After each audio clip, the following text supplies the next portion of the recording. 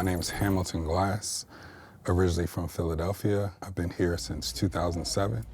So I've been creating art here since 2012. So Richmond has always been like a second home to me. It's home now, like it is where I'm based, but my mother is originally from Richmond, and all of my, the kin and family on my mother's side is from Richmond. So I grew up sometimes in the summer here. I was in that family where that city kid that got bussed off to what I called the country when I was growing up. So Richmond is a special place. It's not quite the big city that I grew up in, but it is a place that feels like home and is comfortable for me. For someone who's never been to Richmond, I would let them know that Richmond is quite like no other city in Virginia.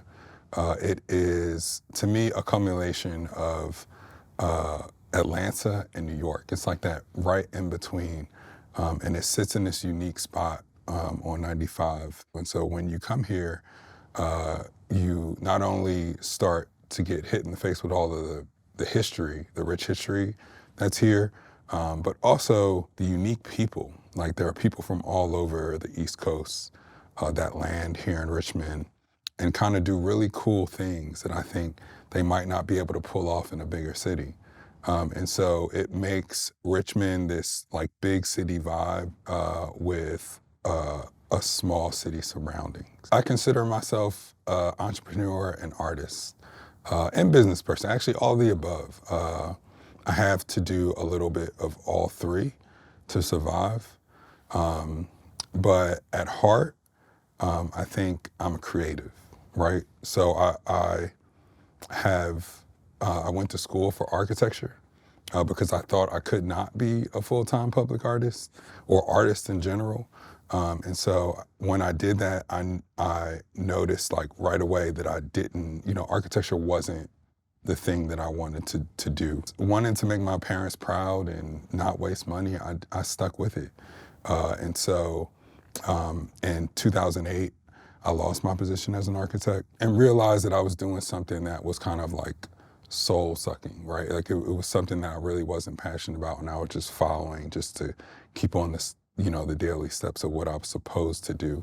And so I had the opportunity to start creating work for myself, not thinking I was going to be this full-time artist, but just doing something to put a little bit of life back into my own self. And that turned into a passion, and that passion started to feed me financially. And by the time 2012 rolled out, which was kind of like the mural boom here in Richmond, I had enough work to go full-time. I was in the right place in the right time here in Richmond. Being from Philadelphia, there's public art and murals all over the place. And I always, especially growing up, found it weird visiting Richmond that there was no public art here. And I knew the value that it brought to my hometown. And so moving here in 2007 and seeing that there wasn't much here and seeing the hole in the market, and then again, being here at a time in which I lost my position as an architect, I knew that there was a place for it here in Richmond. And so I began to use, the business aspect that I learned in architecture to create projects. And funny enough, like, architecture is about creating place and space, right? And so it's the same thing as public art and the value it can bring to a community. And so once I realized and learned that, it was kind of like second nature just to start creating projects, partnering with community organizations who were doing great work in the community and using art and helping them realize that art could be a vehicle to advertise or bring people into their organizations. And my travels to other cities, especially the cities that are a little bit more established and well known for art, is the support from the city to larger nonprofits. So those cities usually have a little bit larger of a budget. They have more people who are interested and like-minded and want and know the power of art, and want, to collaborate and do similar things.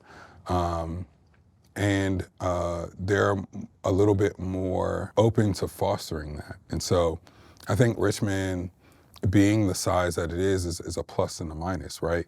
The plus is you can pull off anything you want to as long as you hustle hard enough to do it. Two, the minus is you have to bring people along on the vision, all the way, through the full process of doing that. And once you do it, then you gain a little bit more believers in it, and maybe they can help you on the next project. There's less competition here, but more things in the system set up to say no, if you will. So it's this twofold thing. Having a system in which could really foster artists, to bring them together as a group, learn the ins and out of just art in general, not just public art, but art in general, and then have some type of support system in terms of funding, marketing, and just being an entrepreneur in general.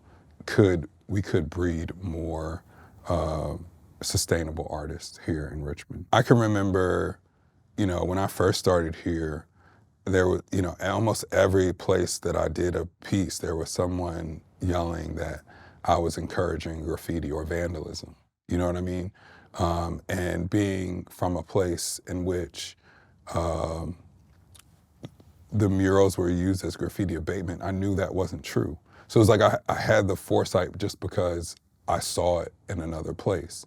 And so convincing people that was a big deal, right? Like it was a hurdle that we had to get over almost as a city, as a community, to understand the value of these. And I still don't think that we're all the way there.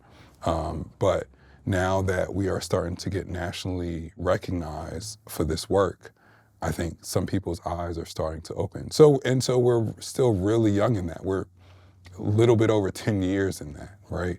And really, some would say 5, right? And to the point in which we started to get nationally recognized for stuff like that. So it comes with time, but if we don't kind of wake up and understand that value is going to leave quickly.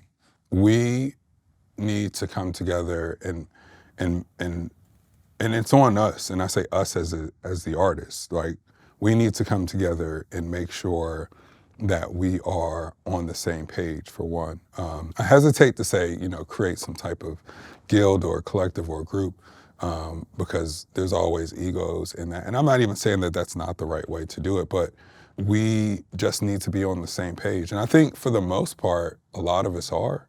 We're all trying to do different things. And one of the amazing things about the arts community here, especially the public arts community here, the muralists here, is that we communicate a lot, even if it is in something in opposition, right? Like if I'm being commissioned or someone asks me to do something, and then they reach out to a friend of mine and ask them for a price, I make sure that they know the price that I gave them.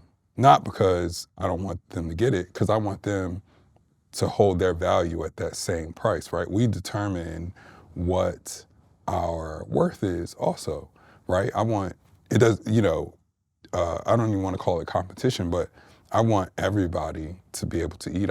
I just want my profession to be seen as a valuable profession, whether I do it or, a peer of mine does it. I've been preaching for a while. I don't want to breed a culture here between the artists of competition. I want to breed a culture of uplifting one another to make sure that we are valued all the same way. And I think that we're doing a good job of that. I think right now the thing that we're fighting for the most is that support, that like higher support from the city. Because traditionally here in Richmond, it's just been a really tough battle to get, anybody beyond corporate to pay attention, right? Or to see the value in. And that's not sustainable. It's just not sustainable, especially when more than corporate is benefiting from the work. Yeah. I think we need to be more aligned with tourism here. I think tourism is kind of the last things that we're thinking about as entrepreneurs, because we're just trying to make it, if you will. But again, as we're starting to be recognized more nationally, those tourism dollars really are, are feeding and sustaining the way, we live in here in Richmond. We, again, and this I guess is really just a broad small business entrepreneur statement. We need to create our own festivals, right? Like not depend on the city or corporate or any other thing to make that, but actually create our own festivals and have control of that. And that is happening. It's not. I'm not in that space, so I'm actually not qualified to talk about how much is happening. But I've seen it happen. I've seen it be successful, and I've actually, for the city, I've seen the city support that work. And so I think that's just something that's growing over time and hopefully happens more and is fostered by those, the entrepreneurs that are on the ground, the people who are actually making the stuff out in the streets. Over the next 10 years, I would like to see an assimilation of creatives come together and kind of control their own destiny. I would like to see the city embrace the work that is happening, especially public art wise, because again, I think it's a humongous feat for us to be such a small city. I know Richmond's not a super small city, but like the size we are, I mean, we're number 4 on the top 10 list of street art here, and we're probably not even a quarter of the size of the biggest city. You know what I mean? The biggest cities there. So in that, and I truly believe that is because of quality, not quantity, right? It can't be because of quantity, because of how big the other cities are.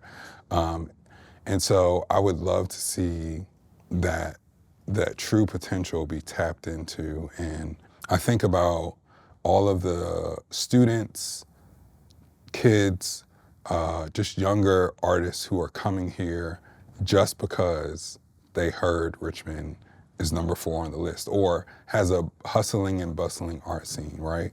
And so, and also the photographers, just all the other arts that are coming here because of the energy, that has to be fostered, that has to be brought together and celebrated and expanded upon, because I think that will actually bring more dollars for the city, right? I just would like to see more collaboration and communication happen between the city and all of the people who are doing all the great work.